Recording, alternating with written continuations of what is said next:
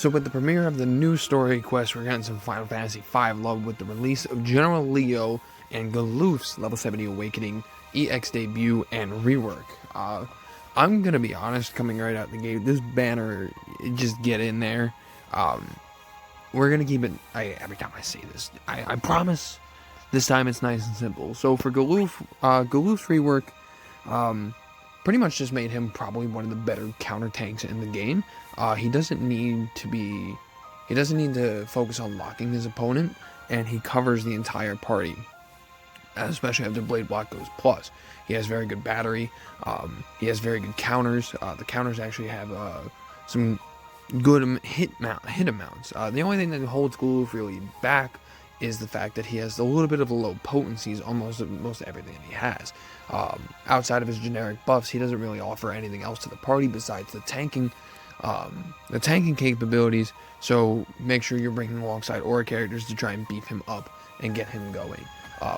His EX is pretty powerful. It's all AOE but it's single damage, single target HP damage. You can start out the gate of the quest with it active, which is pretty nice. Everything else just gets a pretty big boost, a pretty big upgrade. I mean, cover allows him to cover the entire party. Blade Block allows him to dish out a counter after when it gets into its plus variant. And yeah, he's got lots of self-sustainability, lots of brave battery. Like I mentioned before, he probably becomes one of the best. He's probably one of the better counter tanks in the game right now. He's probably the best counter tank in the game right now. So how is Galuf for the Chaos Era? Just kind of like putting everything in like a big old mesh. So how is Galuf for the Chaos Era? Honestly, God, I do 100% believe that Galuf is important for the Chaos Era. Unlike other tanks in the games, Galuf is not held back if something isn't happening. Like, for example, Warrior of Light loses out on a lot of his capabilities if the shield is not up. Zack loses out on a lot of damage if the enemy is not focused on him. And auto cleansing becomes quite a bit of a pain later, especially now and later down the road with Zack, since his lock will get dispelled. 8, I know he's not necessarily a tank, but he is a counter type character. 8 doesn't have the lock, and you have to hope that he gets hit. Bosch is a little bit of a different story. We can leave Bosch out of this. He covers a completely different role and pretty much just does it well. Like, as a tank role, I do honestly think that Galuf is probably the best. He covers the entire party, reduces brave damage heavily. I mean, he's got great battery and stuff, and he's very self-sustainable. The only thing is like I said before, he has low potencies on just about everything. And much like Gao Gao, you do have to make sure that you are cautious about the continuous counters, and even though that's not too much of an issue with Galuf, you might find yourself running into an issue where he's going to just get repeatedly broken, especially if the boss hits relatively hard. But I've rarely ever seen that happen, but I've seen it happen once. So that's something to keep in mind. There isn't really too many flaws with Galuf, to be honest, at least none that I can think of. I do 100% believe that Galuf is important for the Chaos Era as a specific tank. Like, if you were looking for a tank, Galuf will get the job done. Now, for the main man of the banner, Leo is a single target damage machine. He has almost no AoE whatsoever. Well, I mean, he has brave hits AoE, but it's all single target damage, much like Galuf. He inflicts a spicy debuff that actually increases weakness damage to enemy targets, which is really cool because it then enables you to do weakness damage even if you aren't using a specific element, which is really cool. When that debuff is placed, his second skill will actually delay by 2 turns.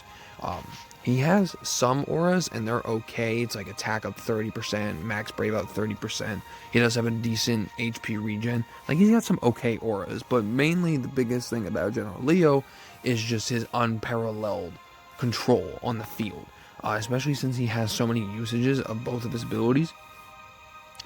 General Leo is a force to be reckoned with, especially on the field. And if there is one enemy left standing, his EX will actually, at 3 out of 3, will execute a 6-hit single target HP attack after all is said and done. So he's got additional damage, he's got additional hits, he's got self-sustainability, he's got a great debuff to help include weakness damage, he's got delays, he's got battery, he's got HP regen. Like, if this isn't making you understand why this man is important for the Chaos Era, I don't know what will. Like, honest to God, General Leo is important for the Chaos Era, and I do 100% believe that everyone should be pulling on this banner.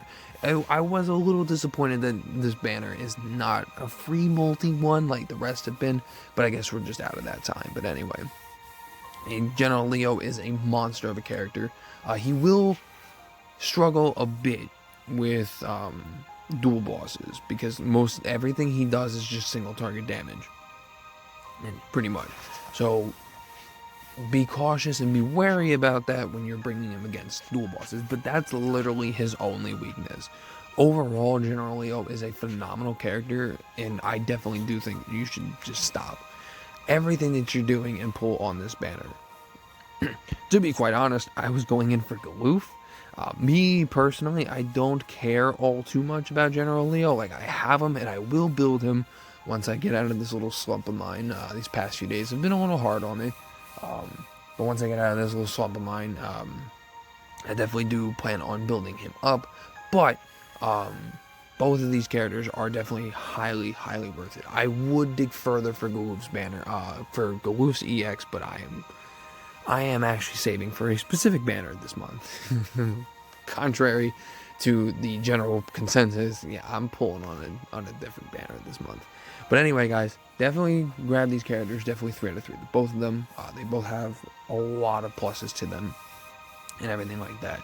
Both important for the Chaos Era. This is definitely a very worthy banner of your gems and tickets. So hop in there and get on going.